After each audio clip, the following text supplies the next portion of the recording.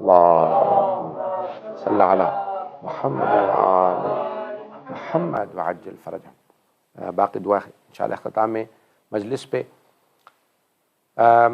جناب سیدہ سلام علیہا پہ یہ مجالس کا سلسلہ ایام فاطمیہ جسے کہا جاتا ہے، یہ اب سے اگر آپ دیکھیں تو 30-40 برس پہلے بھی ہمارے معاشرے میں مفقود تھا، اور صرف اگر مجالس تھیں ایام کی تو وہ نجف و کربلا میں، قم میں، تہران میں، مشہد میں محدود تھیں۔ باقی دنیا میں صرف شہادت کی ایک آدھ مجلس ہو جایا کرتی تھی۔ اور پھر ایک تحریک شروع کی اب سے تقریباً 25 برس پہلے 2 قم مقدس کے مراجوں نے، ایک مرحوم آیت اللہ مرزا جواد تبریزی اور دوسرے آیت اللہ بہت خراسانی نے، اور پھر یہ ایک تحریک کی شکل اختیار کر گئی اور دنیا بھر میں پھیلنے لگی۔ برطانیہ میں اور دنیا بھر کے اندر مجھے حقیقت اس میں تھوڑا سا حصہ ہے اس تحریک کو شروع کرنے میں، یا کہہ لیں اس کو جب 99 میں ہم نے کچھ مومنین سے بات کی تو اس وقت پہلی دفعہ ادارہ جعفریہ میں سلسلہ وار مجالس شروع ہوئیں، چند مجالس ہی، پورا اشرہ نہیں تھا۔ اور پھر اب الحمدللہ پوری دنیا میں، پھر میں نے امریکہ میں کئی شہروں میں، ہیوسٹن میں، نیو جرسی کے بعد امام بار گاہوں میں، شکاگو میں، کیلیفورنیا میں، اسی طرح سے ٹورانٹو وغیرہ میں، پھر پاکستان کے اسلام آباد اور لاہور، اور پھر پچھلے 4 سال سے کراچی میں اس کو شروع کیا دونوں تاریخوں پہ۔ تو الحمدللہ اس کا ایک بڑا ایک مثبت اثر دنیا پہ قائم ہوا۔ میں جو چاہتا تھا کہ یہ مجالس عشرہ تو نہیں ہے، مجالس ہیں، برادر مجھ سے مسلسل کہتے رہتے ہمارے برخوردار محمد عسکری صاحب، تو اس وقت میرا کہیں اور وعدہ تھا، لیکن اب یہ لاک ڈاؤن کی وجہ سے پھر سفر میں یورپ کے سارے کینسل ہو گئے ہیں، اور پھر افریقہ وغیرہ کا بھی میں رسک نہیں لینا چاہ رہا تھا کہ خدا نہ کرے چلا جاؤں اور واپس آنے میں مسائل ہو جائے، جیسے میرے 2 دفعہ 2020 میں ٹریپ ہو چکا ہوں کہ چلا گیا لیکن واپس آنے کے لیے کئی ہفتے انتظار کرنا پڑا۔ تو اس لیے اب میں گھبراہٹ میں نہیں جانا چاہ رہا تھا کہ بھی میں نہ جاؤں۔ تو الحمدللہ میں نے ان کو سب سے پہلے انہی کو خبر کی کہ بھی یہ مسلسل پورے سال ان کی ایک محبت بھی رہتی ہے، کچھ نہ کچھ آن آف مجالس کے وعدے آئندہ کئی برسوں کے لیے کہتے رہتے ہیں۔ تو الحمدللہ یہ توفیق نصیب ہوئی۔ میں نے سوچا کہ بھی انہوں نے پہلے موضوع دیا تھا بانیان نے، اب یہ انہوں نے مجھے تو پیش کیا تھا، آپ میں سے کن کن اس میں کون کون لوگ شریک تھے مجھے اندازہ نہیں ہے۔ عراق و شام تاریخ کے آئینے میں ہم نے عشرہ جو آپ کی خدمت میں پیش کیا تھا 40 تھا، تو اب میں نے سوچا کہ اگر حجاز کو تاریخ کے آئینے میں پیش کروں کہ حجاز، اب کیونکہ اس کو سعودی عرب کہنا ہم مناسب نہیں سمجھتے کہ ایک خاندان نے اپنے نام پہ پورا ملک لکھوا لیا، اور لکھوانے سے وہ سمجھنے لگے ہیں کہ ان کی اجارہ داری بن گئی۔ کسی بھی ملک کو کسی کے نام لکھ دینے سے وہ اس کی ملکیت نہیں بن جاتا۔ اسے جزیرہ نما بھی کہا جاتا تھا، الجزیرۃ العربیہ عربی میں اگر کہا جائے، اور حجاز مقدس، حجاز اسی سرزمین کا نام ہے۔ اب اس میں یہ جزیرہ نما میں کیونکہ الجزیرۃ العربیہ جب اس میں یمن بھی آ جاتا ہے، اس میں کچھ اور ریاستیں بھی آ جاتی ہیں، تو ہم اس لیے الجزیرۃ العربیہ نہیں کہتے، حجاز کہہ رہے ہیں۔ تو یہ جو نام تقریباً 100 سال ہو گئے، تو اب دوبارہ پلٹ کے اپنی اصل پہ آ جائے گا انشاءاللہ، کیونکہ پہلی جنگ عظیم کے بعد برطانیہ ہی نے خلافت عثمانیہ کو ختم کرنے کے بعد کچھ ایک خاندان کو، آل سعود کو یہ حکومت دے دی تھی، تو اب وہ تقریباً 100 سالہ معاہدے سارے تمام ہو رہے ہیں۔ پہلی جنگ عظیم کے بعد 100 سال کے معاہدے ہوئے تھے، دوسری جنگ عظیم کے بعد 75 سالہ معاہدے ہوئے تھے، میں نے اس پہ پہلے بھی کچھ عرض کیا تھا، اور اس میں ان کی سازش یہ تھی کہ مائنورٹیز کو حکومتیں دی جائیں۔ شیعہ میجورٹی ہے تو وہاں پہ اگر میجورٹی رکھی گئی تو ایک بہت بڑی سیاستدان تھی خاتون جو برطانیہ کی پالیسی میکر ادارے میں تھیں، وہ کہتی تھی کہ اگر شیعوں کو دے دیا تو یہ ایک علماء کی حکومت نہ آ جائے یہاں پہ۔ اس کو اس وقت بھی 100 سال پہلے بھی ڈر تھا عراق میں، کیونکہ شیعہ کا زور تھا، 85% شیعہ پاپولیشن تھی، مور دین 85%۔ کیا کیا جائے تو کہا کہ نہیں، یہاں سنیوں کو حکومت دے دی جائے تاکہ شیعہ دبے رہیں گے تو پھر مخالفت نہیں کریں گے، حکومت جس کی ہوتی ہے چاہے وہ 2% ہو، وہی رن کرتا ہے۔ توجہ ہے میرے ساتھ؟ تو وسائل، اگر آپ اس کو سادہ سی مثال دے دوں، اگر آپ زیادہ تر یہاں پہ پاکستان ہندوستان سے لوگ تعلق رکھنے والے ہیں، ہندوستان پاکستان میں بھی چلے جائیں نا، تو اگر ایک علاقے کا ذمہ دار، زمیندار یا اس کا چودھری یا اس کا جو بڑا ہے، سردار یا راجا یا نواب، اگر ایک خاص مسلک کا ہے تو چاہے میجورٹی کسی اور کی ہو، جس کی حکومت ہوتی ہے یا جو وہاں پہ چودھری ہوگا اسی کا زور چلتا ہے. بات پہنچ رہی ہے؟ تو انہوں نے کہا کہ بھی اگر ہم عراق میں اہل سنت کو دے دیں حکومت تو خود بخود شیعہ کنٹرول میں آ جائیں گے. اور پھر یہ جو برطانیہ نے ہندوستان سے، بیسیکلی اس زمانے پاکستان تو نہیں تھا، بر صغیر سے سب کچھ لوٹ لاٹ کے لے کے آنا ہے برطانیہ، تو راستہ کوئی بھی بند نہیں کرے گا، کیونکہ ہمارے لیے سی اس زمانے میں جہازوں کا نہیں تھا معاملہ اتنا بڑا، تو ہمارے لیے راستہ رہے گا یہی. تو یہاں اگر اہل سنت کی حکومت ہوگی تو وہ خود شیعوں کو کنٹرول کریں گے. اور شام میں مسلمانوں کی حکومت نہیں ہونی چاہیے، وہاں شیعہ میجورٹی نہیں تھی، تو وہاں کیا کیا جائے، وہاں علویوں کی اقلیت ہے تو علویوں کو حکومت دی جائے. بات واضح ہو رہی ہے؟ تو یہ اگر آپ پولیٹیکل اسٹڈیز میں چلے جائیں سیاست میں تو آپ وہاں پہ مائنورٹیز کی دیکھیں گے حکومتیں بنائی گئیں. اور پھر جارڈن کے اندر جو ہے وہ ایک سید فیملی کو دے دی جائے کہ جو وہاں پہ اس کو کنٹرول کریں، جو حجاز سے لائے گئے تھے، مدینے سے، شریف مکی کے. بہرحال اب یہ میں تفصیل میں نہیں جا رہا. اب حجاز مقدس کی اگر تاریخ کو دیکھا جائے تو پچھلے 100 سال کے اندر اس کو کنٹرول کیا گیا آل سعود کو، جو کہ قطاع الطریق ایک عربی میں اصطلاح ہے، جو راستے میں لوگوں کو روک کر کے، کیونکہ پرانے زمانے میں سڑکیں نہیں تھیں، موٹر ویز نہیں تھے، یہ تو ابھی بھی ہمارے ملکوں میں تو ابھی بن رہے ہیں موٹر ویز. بہت سے ممالک کے اندر اگر آپ جائیں گے تو افریقہ میں اکثر ممالک میں چلے جائیں، انڈیا پاکستان میں موٹر ویز پچھلے 20 سال میں بننا شروع ہوئے ہیں، ابھی بھی بن رہے ہیں. میرے سامنے کتنے موٹر ویز کا افتتاح ہوا، ہندوستان میں بھی پاکستان میں بھی. توجہ ہے نا؟ میں یہ موضوع بدل لوں یا جاری رکھوں؟ اب میں نے موضوع لے لیا تو میں کوشش کروں گا کہ اسی کو نبھاؤں گا 3 دن کے لیے. تو عزیزان گرامی، اب یہ تاریخ اگر آپ اٹھا کے دیکھیں تو کچھ پرانے زمانے کے جو راستے ہوتے تھے اس میں پھر راستے میں گاؤں دیہات آ جاتے تھے، تو راستہ جہاں سے گزرتا تھا وہاں قریب میں جو بستیاں ہوتی تھی وہ لوگ، کچھ لوگ تو اپنا سامان بیچنے آ جاتے تھے، کچھ لوگ کہتے تھے بھی قافلوں کو لوٹنا بڑا آسان ہوتا ہے، کہ گزر رہے ہیں کچھ بھی نہیں کر سکتے، ہمارا کیا بگاڑ لیں گے. پوری بستی اٹھ کے آتی تھی. تو ان کو کہتے ہیں عربی میں قطاع الطریق، طریق کہتے ہیں راستے کو، قطاع یعنی چور، ڈاکو، یہی کہتے اردو میں، اور کوئی مناسب اچھا لفظ نہیں ملا، میں نے جلدی میں کہہ دیا. تو اسی طرح سے بحری قزاق ہوتے تھے. بحری قزاق ہوتے تھے جو سمندر کے راستوں کے اندر سے جہاں سے کشتیاں گزرتی تھیں، وہ لوگ راستوں کو روک لیتے تھے اور انہیں پتا ہوتا تھا کہ کہاں پہ کس طرح سے، پائرٹس جسے کہا جاتا ہے انگریزی میں. توجہ ہے؟ چلوں میں یہ تو یہ کچھ بحری قزاق کہلاتے تھے، کچھ جو ہیں وہ راستوں کے قطاع الطریق، جو راستوں کے لٹیرے ہوتے تھے. تو ایک لٹیروں کا خاندان تھا، ان کو آل سعود کہا جاتا تھا. انہیں باقاعدہ ایک حکومت دے دی گئی، اور یہ جو لٹیرے تھے یہ باقاعدہ بادشاہ بن گئے. اور جو آل سعود پہلا تھا اس کا نام تھا عبدالعزیز، اور اگر آپ دیکھیں تو بہرحال اس کے 100 سے زیادہ بیٹے بیٹیاں لکھے گئے، 100 سے زیادہ شادیاں لکھی ہیں. لیکن پھر جب بڑے بیٹے نے کہا کہ نہیں ہم سب کو قبول نہیں کریں گے، 40 ہم قبول کر لیتے ہیں شہزادے، اور کچھ شہزادیاں، باقی سب کو پھانسی دے دو جو اس کے بعد دعویٰ کرے کہ میں بھی ان کا بیٹا ہوں، یہ بیٹی ہوں. بہرحال یہ ایک ان کی تاریخ ہے. اگر آپ حجاز مقدس کی تاریخ دیکھیں تو بہت قدیمی، اول بیت وضع للناس للذی ببکہ تھا. بکہ یا مکہ، مکہ کا پرانا نام بکہ. اور جیسے فارسی میں پے اور فے کو تبدیل کیا جاتا ہے، پارسی اور فارسی، فدر، فدر، فادر جیسے بنا. بہت سے الفاظ انگریزی کے اندر فارسی سے لیے گئے ہیں، میں یہ لغت کی اس میں بحث نہیں جاؤں گا. جیسے مدر آپ لوگ کہتے ہیں، یہ فارسی سے لیا گیا. مادر، مادر تھی فارسی میں، وہاں سے ہو گیا مدر. برادر سے برادر بن گیا. تو ایک یہ پوری لغت کی بحثیں ہیں کہ الفاظ جو ہیں وہ کن کن زبانوں نے اس پہ کیسے اثر کیا. اور فادر بھی جو ہے وہ فارسی سے لیا گیا. فدر اور پدر، پدر کہتے ہیں باپ کو، اور فے اور پے بدلتا رہتا تھا. بہرحال یہ پوری بحثیں ہیں کہ کیسے الفاظ، زبانیں کیسے بنی. تو اب حجاز مقدس کی تاریخ بڑی قدیمی ہے، دنیا کی قدیمی ترین تاریخوں میں سے ایک تاریخ حجاز کی ہے. تو اللہ قرآن میں فرما رہا ہے کہ سب سے پہلا جو زمین پہ گھر بنایا گیا وہ ہے جو مکہ میں ہے، بکہ میں، وہی خانہ ہے بیت اللہ.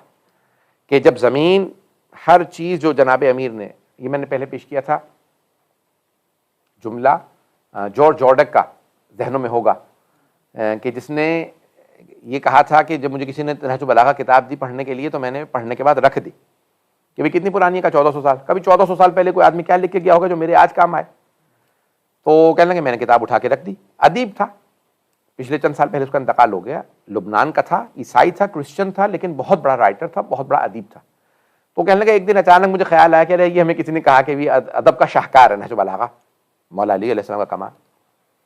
تو کہا میں نے خطبہ پڑھنا شروع کیا تو کہیں اتفاقاً بیچ سے ایسے کہیں سے صفحہ کھولا، پڑھنا شروع کیا تو خطبہ شروع ہو رہا تھا. جناب امیر علیہ السلام فرما رہے تھے کہ اللہ نے ہر چیز کو پانی سے بنایا.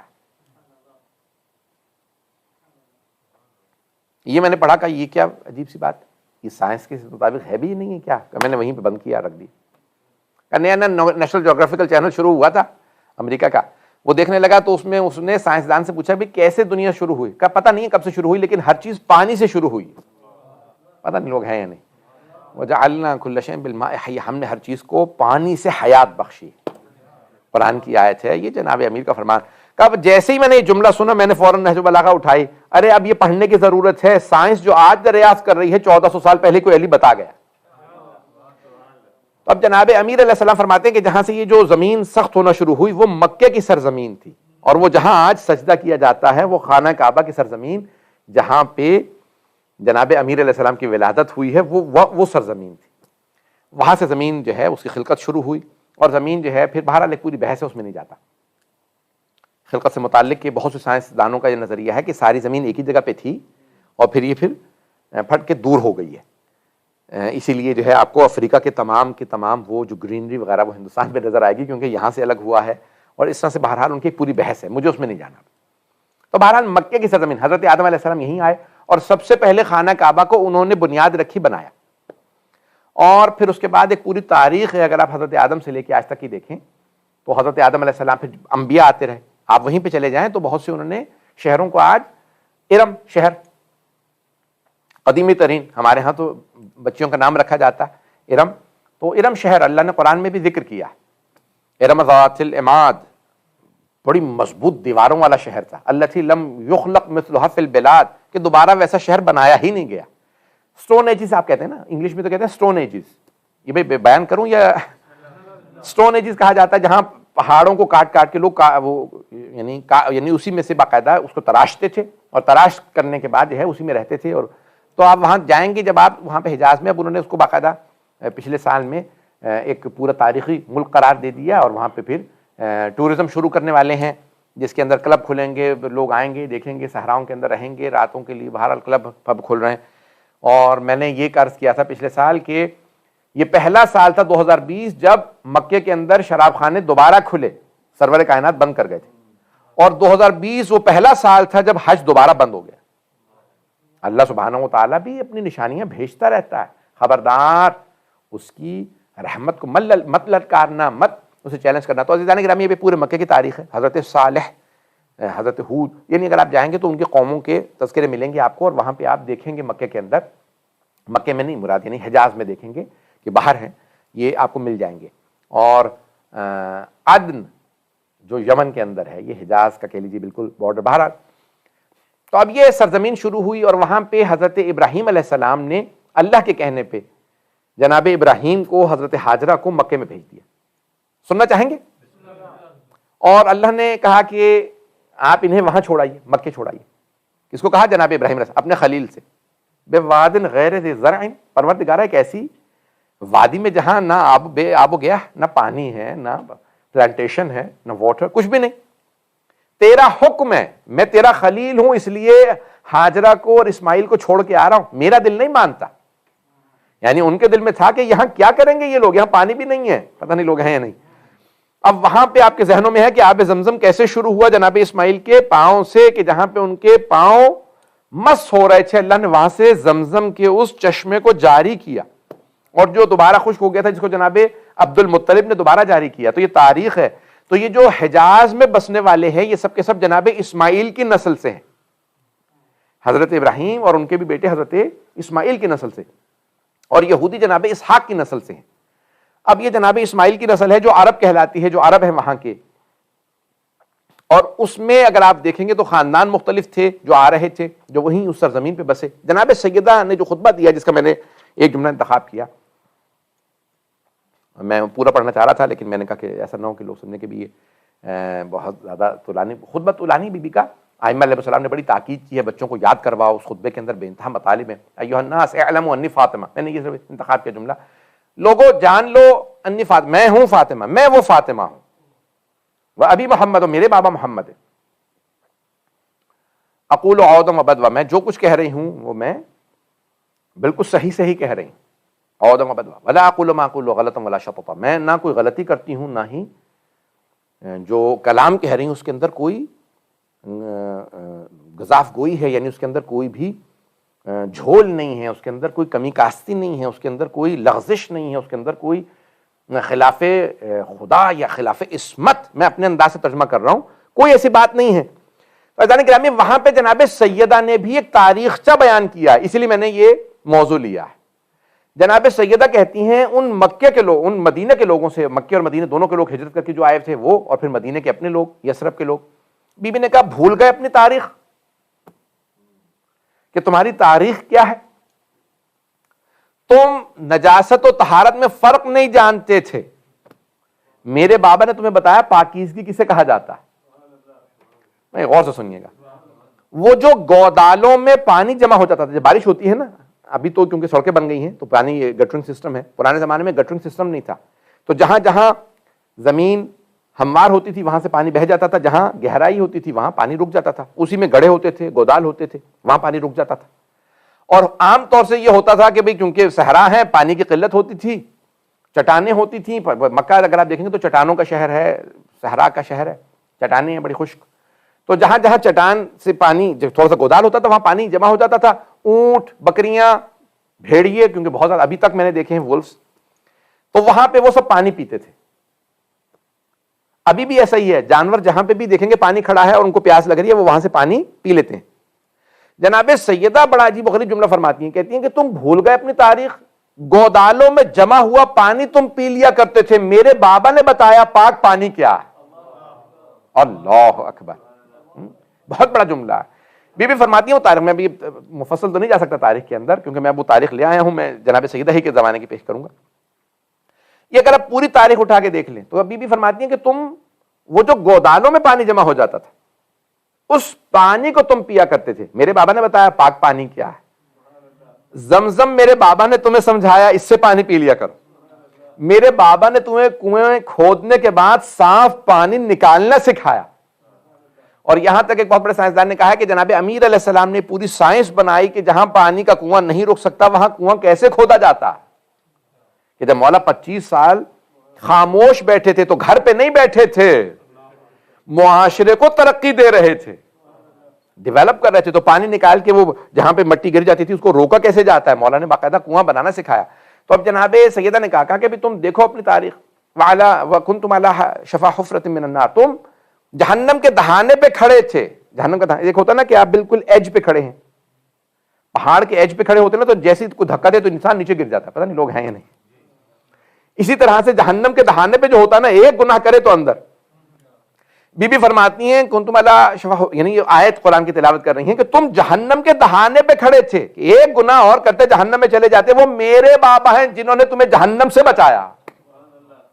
جہنم سے بچایا ہے تو سرور کائنات نے تمہیں بچایا، تمہیں گناہوں سے نکالا. پورا حجاز، پورا عرب گناہوں میں ڈوبا ہوا تھا،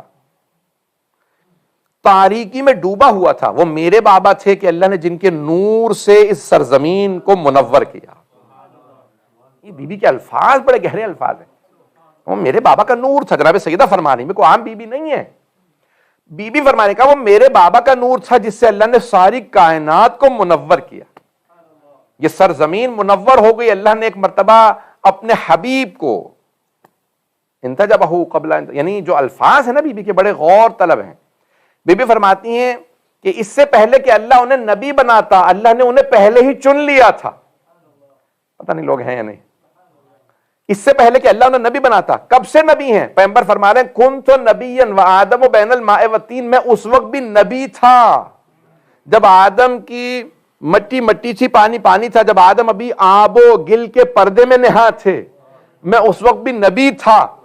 بی بی فرما رہی ہیں کہ وہ جو نبوت دی تھی اس سے بھی پہلے اللہ ان کا انتخاب کر چکا تھا. یہ میرا محبوب ہے. اللہ نے محبتوں کا مرکز میرے بابا کو بنا دیا. اللہ اکبر. اللہم صلی علی محمد. توجہ فرما رہے ہیں.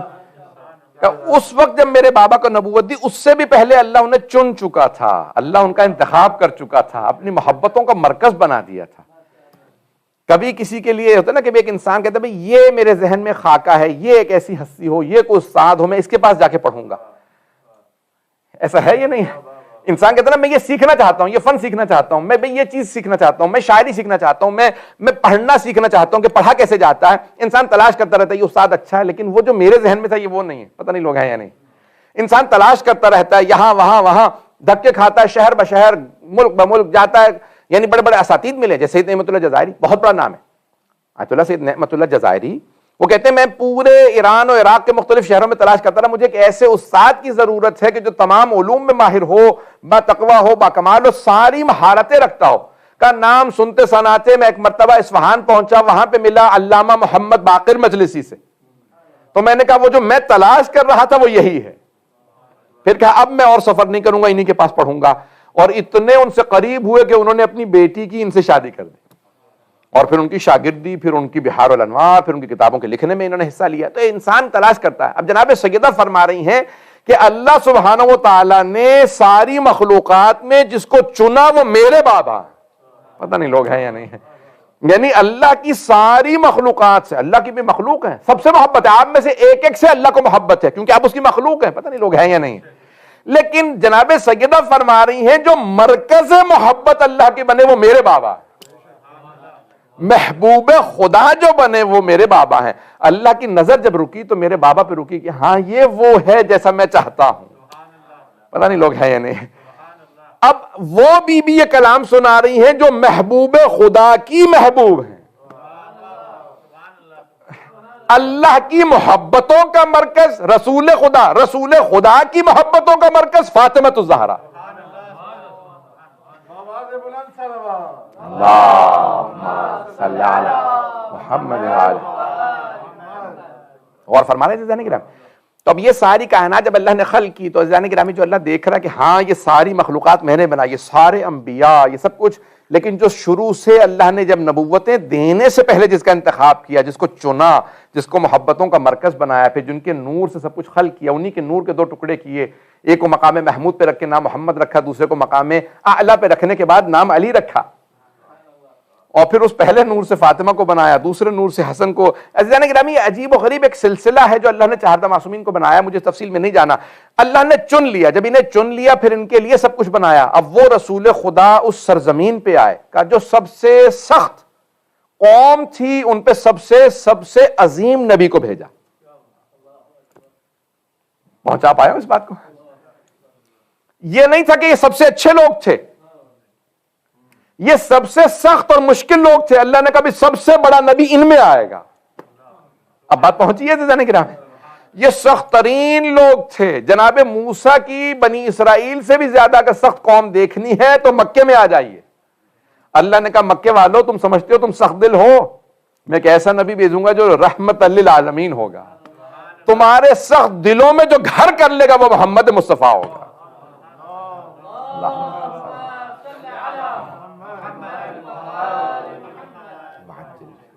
توجہ ہے جانے گرامی۔ جناب خاتون جنت فرما رہی ہیں اللہ نے میرے بابا کو بھیجا ہدایت کے ساتھ، وہ نور تھے کہ جو اللہ نے اس نور کو چمکایا اس سرزمین پہ، اور ان کا انتخاب کیا، وہ برگزیدہ ہیں، وہ چنے ہوئے ہیں، وہ چوزن ون ہیں، اور ان کو بھیجا اور انہوں نے آنے کے بعد ہدایت دی اور کہا۔ پھر اب بی بی اللہ کے رسول کے متعلق فرمانا چاہتے، میں وہ جملے پیش کرنا چاہ رہا ہوں جو رسول خدا کی پوری بی بی نے جو ایک ڈسکرپشن دی ہے، اگر سننا چاہیں، بڑے عجیب و غریب الفاظ میں بی بی فرماتی ہیں کہ اللہ نے میرے بابا کا انتخاب کیا اور میرے بابا نے بھی جو حق تھا تبلیغ کا اسے ادا کیا۔ اللہ اکبر۔ وہ کہتے ہیں نا اس نے پڑھنے کا حق ادا کر دیا، اس نے سننے کا حق ادا کر دیا، اس نے خدمت کا حق ادا کر دیا، وفا کا حق حضرت عباس نے ادا کر دیا، شہادت کا حق امام حسین نے بھئی بات واضح ہو رہی ہے بھئی، کہتے ہیں نا کہ یہ سارے سب کی قربانیاں ہیں، لیکن جو ان کی قربانی انہوں نے حق ادا کر دیا، یہ اس کی قربانی اس نے حق ادا کر دیا۔ عزیزان گرامی جناب سیدہ فرماتی ہیں اتنے انبیاء اللہ نے بھیجے تبلیغ کے لیے، میرے بابا نے تبلیغ کا حق ادا کر دیا۔ اللہ اکبر، بہت بڑا جملہ ہے یہ۔ جناب سیدہ کے خطبے کا ایک ایک جملہ سونے کے پانی سے لکھ کے جو ہے وہ پڑھا جائے۔ بی بی فرماتی ہیں میرے بابا نے تبلیغ کا حق ادا کر دیا، جیسا خدا چاہتا تھا کہ پیغام پہنچایا جائے، اور بی بی فرماتی ہیں کہا کہ میرے بابا نے حجاز مقدس میں تبلیغ کی، دین کو پہنچایا، تبلیغ کرنے کے بعد حق ادا کر دیا، جیسا چاہتے تھے، جیسا اللہ چاہتا تھا ویسا دین کو پہنچایا۔ کون؟ میرے بابا کی جیسی آنکھیں بند ہوئی تو تم فوراً اپنے پرانے، اور پھر بی بی نے اس قرآن کی آیت کی تلاوت کی کہ اگر محمد مر جائیں افإن مات أو قتل لانقلبتم إلى أعقابكم، تو تم اپنی پرانی عادات پہ پلٹ جاؤ گے۔ اس آیت کی یہاں جب دیکھیں معصوم علیہ السلام جب کسی آیت کو کسی جگہ پڑھتے ہیں، ایک ہے کہ میں یہ کوئی عالم یا کوئی بزرگ یا کوئی سنا رہا ہے، تو ایک اندازہ ہے کہ یہ آیت یہاں پہ محسوس ہوتی ہے۔ جب معصوم کسی آیت کو کسی واقعے پہ سنائیں تو محسوس نہیں ہوتا، وہ واقعیت ہوتی ہے۔ بات واضح ہو رہی ہے؟ پتہ نہیں میں اس بات کو پہنچا پا رہا ہوں یا نہیں۔ کبھی یہ واقعہ، یہ آیت یہ تمہارے واقعے کے لیے تھی، اب بی بی مدینے میں پیغمبر اسلام کے فوراً بعد کے حالات پہ آیت کی تلاوت کرتی ہیں۔ بی بی کا اس آیت کو اس مقام پہ صرف کرنا اس بات کی علامت ہے کہ بی بی فرما رہی ہیں وہ جو اللہ نے قرآن میں سورہ احزاب میں مثال کے طور پہ فرمایا تھا وہ پورا ہو گیا، تم نے ویسا ہی کر دیا جیسا اللہ فرما رہا تھا۔ اور وہ آیت کسی اور سے متعلق نہیں ہے کہ مثال کے طور پہ 1200 سال بعد، 1400 سال بعد، 1000 سال بعد، 600 سال بعد کچھ لوگ آئیں گے وہ ایسا کریں گے، نہیں، وہ تمہارے ہی متعلق تھی۔ پتہ نہیں بات پہنچی یا نہیں پہنچی۔ ایک استاد کہتا ہے کہ بھئی ایسا ہوگا کہ تم میں سے ایک آدمی ایسا کر دے گا۔ جناب عیسیٰ نے کہا کہ تم میں سے ایک ایسا ہوگا جو میرا انکار کر دے گا، اپنے حواریوں سے کہا۔ میں بہت زیادہ کھل کے نہیں پڑھ سکتا ہوں، بڑے احتیاط سے بول رہا ہوں۔ سرور کائنات نے کہا بھی میرے ایک گھر سے اتنے حجرے ہیں، ایک شیطان کا سینگ اٹھے گا جو فتنہ برپا کرے گا، پتہ نہیں، وہ میرے بھائی علی کے خلاف جنگ کرے گا اور یہ فتنہ جو ہے بہت زیادہ امت کو تقسیم کر دے گا، فتنہ ہوگا وہ۔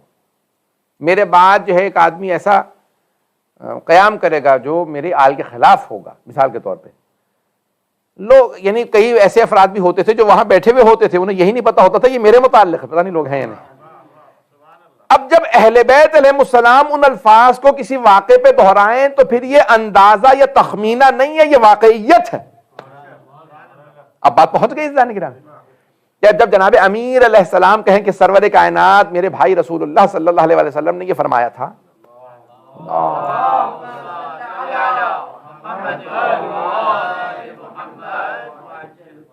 غور فرما رہے تھے جانے کی راہ۔ اب یہ جناب سیدہ کا اس آیت کی تلاوت کرنا کہ رسول خدا جو ہیں اللہ کے رسول ہیں، افإن مات أو قتل، اگر وہ مر جائیں یا قتل کر دیے جائیں، یہ خود اللہ اندازے سے نہیں بتا رہا ہے، پتہ نہیں لوگ ہیں یا نہیں۔ مسلمانوں نے زور اس بات پہ لگایا کہ اگر وہ مر جائیں یا قتل ہو جائیں تو اللہ کہہ رہا نہیں مر بھی سکتے ہیں، نہیں، اگر اللہ نے یہی بتانا ہوتا کہ مر سکتے ہیں، پتہ نہیں لوگ ہیں یا نہیں ہیں، کیونکہ شیعہ عقیدہ یہ ہے کہ طبیعی موت نہیں جائیں گے، یہ شیعہ عقیدہ ہے کہ یہ معصوم ہیں، یہ طبیعی موت نہیں جاتے، کیونکہ ان کی زندگی اتنی بیلنس ہوتی ہے کہ اس کے اندر کوئی بیماری پریشانی نہیں آتی ہے، اور وہ بہرحال علم لدنی کے مالک ہیں، علم غیب کے مالک ہیں، تو ان کے اب یہ عزیزان گرامی یہاں پہ اللہ یہ نہیں فرما رہا ہے کہ وہ مر جائیں، بلکہ اللہ یہ بتا رہا ہے او قتل، زور اس بات پہ ہے دوسرے جملے پہ ہے کہ اگر مارے جائیں، اس کا مطلب ہے شہادت ہو سکتی ہے، یہ شہادت پہ تاکید ہے نہ کہ موت پہ تاکید ہے۔ لانقلبتم الی اعقابکم، تم اپنے پرانی عادات پہ پلٹ جاؤ گے۔ جناب سیدہ نے اپنے خدا فدق کے اندر اس بات کو دہرایا۔ میں انشاءاللہ تعالیٰ کل تفصیلی اس کے اندر تھوڑا کچھ اور مطالب کو بیان کروں گا، لیکن اب جناب خاتون جنت میں جو پورا کا پورا نقشہ کھینچا اس معاشرے کا، شاید بہت سی باتیں میں نہیں کر سکوں گا، لیکن جو جناب سیدہ میں پیش کر رہا ہوں اس کو غور سے سنیے گا۔ فرماتی ہیں کہ یہ میرے بابا کے بعد یہ حالات، اور میرے بابا کی زندگی کے اندر انہوں نے تبلیغ کی، قرآن کو سنایا، آیات کو کیے، اور پھر کہاں کہاں تبلیغ کے لیے گئے، اور پھر جناب امیر کی عظمت اور ان کے سیکریفائسز، ان کی قربانیوں کی طرف اشارہ کیا۔ کون بتا سکتا ہے جس نے سب کچھ وٹنس کیا ہو، جس نے سب کچھ مشاہدہ کیا ہو، دیکھا ہو کہ کتنی قربانیاں دیں، اور ہمیشہ میرے ابن عم۔ اب یہاں پہ عربوں کے اندر دو طریقوں سے بیان کیا جاتا ہے شوہر کو، یعنی نام نہ لے کے احتراماً ذکر کرنا شوہر کا، بیوی کا اپنے شوہر کا تذکرہ کرنا۔ تو کئی مرتبہ اگر رشتہ دار ہوں تو کہتے ہیں ابن عم، میرے چچا کے بیٹے. دوسری مرتبہ کسی چچا کی عظمت کو بیان کرنا ہو تو اس عظمت کو بیان کرنے کے لیے چچا کا حوالہ دیا جاتا ہے کہ ان ابو طالب کے بیٹے. پتہ نہیں لوگ ہیں یا نہیں. اور تیسرے یہ بھی کہ بھئی بی بی کیونکہ نام نہیں لیتی تھی, علی نہیں کہا کرتی تھی یا ابو الحسن, یا محترم انداز سے ہمیشہ پکارنا. اور جناب امیر نے بھی پوری زندگی جناب سیدہ کا نام نہیں لیا, ہمیشہ کہتے تھے یہ ابنت رسول اللہ, اے بنت رسالت. اور یعنی بڑے انداز. تو اب یہ یہاں پہ کہا, اور وہ میرے ابن عم تھے, وہ میرے چچا کے بیٹے تھے جو ہر جنگ میں رسول خدا کا دفاع کرتے تھے. اب یہاں پہ بی بی نے بڑے عجیب و غریب انداز سے اس قرآن کی آیت کو یہاں پیش کیا کہ اور تم دشمن کے مقابلے میں ایسے بیٹھے ہوتے تھے جیسے سروں پہ پرندے ہیں کہ اگر تم ہلو گے تو پرندے اڑ جائیں گے. ذعائب العرب, یعنی جو بی بی نے الفاظ مانگے, یہ جو عرب کے بھیڑیے. اب یہ اردو والے تو فوراً پہنچ جائیں گے, انگریزی والے شاید بچے اس کو نہیں اطلاع کر پائیں گے کیونکہ ٹی وی پہ جا رہا ہے, لائیو ہے پوری دنیا کے اندر. عزیزان گرامی, یہ جو عرب کے اندر تشبیہ اور استعارہ ہے نا, یہ بڑا اہم ہے. تشبیہ, یہ اردو والے تو اب یعنی ہمارے ہاں غزل کے اندر استعارے ہیں, تشبیہات ہیں بہت زیادہ, اسی طرح سے عرب کے اندر بھی بہت زیادہ تشبیہ اور استعارے ہیں. بلکہ ہم نے یہ جو اردو میں لی ہیں یہ سارے عربی سے اور فارسی سے آئے ہیں. شاید کسی اور زبان سے بھی تھوڑے بہت آئے ہوں, لیکن عربی اور فارسی کے ہیں. توجہ ہے؟ پتہ نہیں اس بات کو پہنچا پاؤں. جیسے چلے سادہ سے اس کو بالکل سادہ سادہ سے مثال دیتا ہوں, شاعری کی کوئی مثال نہیں دوں گا, کہ رسول خدا نے جناب امیر کو شیر سے تشبیہ دی ہے. بات پہنچ گئی؟ یہاں تشبیہ شیر سے کیوں دی ہے تو کہتے ہیں وجہ شباہت کیا ہے. وجہ شباہت سمجھ رہے کہ بھئی کوئی تشبیہ دی ہے تو کوئی وجہ شباہت بھی ہوگا. پتہ نہیں لوگ ہیں یا نہیں. میں مثال کے طور پہ کہہ رہے بھئی شیر جو ہے وہ درندہ ہے, شیر یہ ہے, شیر وہ ہے, شیر دانت برش نہیں کرتا, شیر بہت طاقتور ہوتا. تو جب کسی کو کہا جائے شیر ہے تو تشبیہ وجہ شباہت کیا ہے؟ جب عرب زبان کے اندر کسی کو شیر کہا جائے تو وجہ شباہت ہے شجاعت, کہ بہت دلیر ہے, ڈرنے اور خوف والی اس میں بات نہیں ہے, وجہ شباہت ہے شجاعت. پتہ نہیں لوگ ہیں یا نہیں. لیکن جب عرب میں بھیڑیے سے تشبیہ دی جاتی ہے, ذئب سے, تو درندگی کی علامت ہے. پتہ نہیں لوگ ہیں یا نہیں. شجاعت نہیں ہے پھر, کیونکہ وہ بھی دلیر بہت ہوتا لیکن چیر پھاڑ کرتا ہے. جب کہتے ہیں نا کہ یہ بہت ہی درندہ, کہتے ہیں بھیڑیا آئی ہے, بھیڑیا صفت آدمی. ایسا ہے یا نہیں ہے؟ یہ اردو میں عربی سے آیا, پتہ نہیں توجہ ہے یا نہیں. بھئی یہ وجہ شباہت, بھیڑیا کہنا یعنی درندہ صفت. اب جناب سیدہ فرماتی ہیں کہ تمام عرب کے بھیڑیے جب تم پہ حملہ آور ہوتے تھے, بھیڑیے نہیں آتے تھے, آتے تو مرد ہی تھے لڑنے, لیکن وہ درندوں کی مانند تھے, چاہے مرحب ہو, حارث ہو, انتر ہو, عمر ابن عبدود ہو.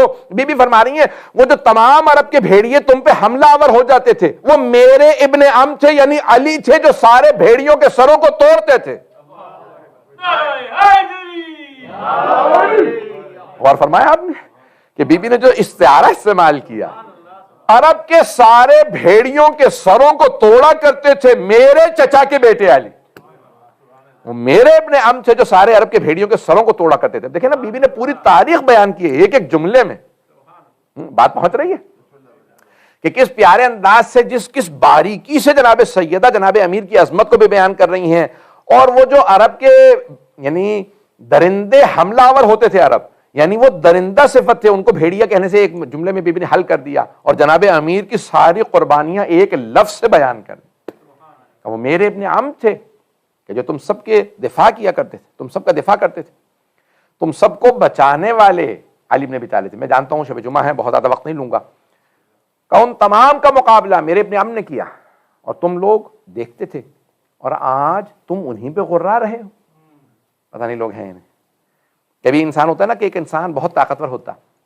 مجھے اب تک نہیں بھولتا کہ ایک آدمی نے, میں نے کہیں انٹرویو سنا تھا, یہ مجھے اب یاد نہیں آ رہا, کہ پڑھا کتاب میں, اس نے کہا کہ مجھے افسوس اس بات کا ہے جب میں جوان تھا اور پہلوان تھا تو کوئی میرے قریب نہیں پھٹکتا تھا, لیکن اب جب میں بوڑھا ہو گیا ہوں, کمزور ہو گیا ہوں, میری بینائی کمزور ہو گئی ہے, تو گزرتے ہوئے بچہ بھی مجھے دھکا دے دیتا. تو اس نے یعنی بڑے عجیب انداز سے اس نے اپنی قسم پرسی کو بیان کیا. اب جناب سیدہ نے جناب امیر کی مظلومیت کو بڑے پیارے الفاظ میں بیان کیا. دیکھیں مظلومیت میں مولا کا احترام بھی باقی رہے اور مظلومیت بھی بیان ہو جائے. پتہ نہیں بات پہنچ رہی ہے نہیں پہنچ رہی. بڑی یہ عظمت ہے جناب سیدہ کی کہ جناب امیر کی عظمت کا بھی لحاظ باقی رہے کہ شیر خدا ہے, اور یہ بھی نہ ہو کہ ان کی مظلومیت چھپ جائے. کب وہ جو تم سب کا دفاع کرتے تھے آج تم ان پہ گرا رہے ہو. نہیں پہنچا سکا, تھوڑی سی توجہ دوبارہ کیجیے گا. ایک آدمی بہت طاقتور ہوتا ہے, کوئی بھی حملہ کرے وہ مقابلہ کر لیتا ہے, لیکن اگر اسی کے بچے اس کے مقابلے پہ کھڑے ہو جائیں تو وہ ہاتھ نہیں اٹھاتا. جانتے ہیں کیوں؟ ارے میں اپنوں ہی کو مارنے کے بعد کون سی طاقت ثابت کر رہا ہوں. بات واضح ہوئی؟ اللہ اکبر. یہ جناب سیدہ کے جملے, اس میں میں نے بہت زیادہ سوچا کہ جناب سیدہ کس طرح سے جناب امیر کی مظلومیت کو پیش کریں. کہا کہ وہ جو تمام عرب کے بھیڑیے درندے جب حملہ آور ہوتے تھے تو علی سب کا مقابلہ کرتے تھے اور تم بیٹھے رہتے تھے. آج تم حملہ آور ہو رہے ہو اور تم یہ دیکھتے ہو کہ علی خاموش ہے, تو یہ نہ سوچنا, یعنی مفہوم یہ ہے, یہ نہ سوچنا علی کمزور ہو گئے ہیں, لحاظ رکھ رہے ہیں. یہ لحاظ رکھ رہے ہیں. ارے اپنوں پہ کیا تلوار اٹھاؤں, وہ اور تھے غیر تھے, میں سب کے مقابلے پہ جاتا تھا. بات پہنچ گئی؟ یہ جو بی بی فرما رہی ہیں اس میں بڑی گہرائی ہے. ایک بہت بڑے عالم دین سے کہا کہ بھئی یہ داخلی فتنہ شروع ہو گیا, اس پہ لکھیے. کہا میں نے کمیونزم کے خلاف لکھا, سوشلزم کے خلاف لکھا, تقریریں کی, درس دیے, کیپٹلزم آئے اس کے خلاف لکھا, باسی پارٹیاں آئیں ان کے خلاف لکھا, نیشنلزم آیا اس کے خلاف لکھا, لسانی تعصب آئے لکھا. کہا مجھے داخلی جنگیں نہ لڑواؤ, میں اپنوں کے خلاف نہیں لکھنا چاہتا. پتہ نہیں بات پہنچی یا نہیں پہنچی. جناب امیر علیہ السلام, بہت سے لوگ کہتے ہیں کہ بھئی بڑھاپا آ گیا ہوگا. ارے بھئی اس کے بعد پھر مولا جمل و صفین و نہروان میں بتا رہے ہیں, نہ ذوالفقار کند ہوئی ہے نہ علی کے بازو کمزور ہوئے ہیں. تو مولا فرما رہے ہیں کہ دیکھو میری مجبوریاں دیکھو, میں اپنوں پہ تلوار اٹھانا نہیں چاہتا ہوں. یہ میری مجبوری ہے, کہ یہ نہیں ہے کہ میں لڑ نہیں سکتا, لڑنے سے مجبور نہیں ہوں. میری مجبوری یہ ہے کہ لوگ کہیں گے ارے علی نے پیغمبر کے فوراً بعد مسلمانوں کلمہ گو پہ ہی تلوار اٹھا دی تھی. میری مجبوری یہ ہے کہ آج یہ جو رسول اسلام نے فرمایا کہ یا علی میں نے تنزیل پہ جنگ کی ہے, آپ کو تعویل پہ جنگ کرنی ہوگی. یہ جو قرآن کی آیتیں نازل ہو رہی ہیں نا, میں اس پہ لڑ رہا ہوں, جو ان کی تعویل ہے نا اس پہ آپ کو جنگ کرنی پڑے گی. اللہ اکبر. یہ مولا امیر علیہ السلام ہی صرف کر سکتے تھے, یہ کوئی غیر معصوم کے بس کی بات ہی نہیں ہے. یہ مولا کائنات ہی کا حوصلہ, صبر, استقامت, کہ مولا نے اتنا صبر کہ جناب سیدہ کی مظلومیت, بس یہ شب جمعہ ہے, آج مصائب کی شب ہے, میں نے مکمل کیا, کل انشاءاللہ تفصیلی پیش کر دوں گا. ویکنڈ کی بھی رات ہے, پہلی ہو چکی ہے, یعنی کل صبح پہلی ہے, آج پہلی کی شب ہے, چاند ہو گیا جمادی ثانی کا.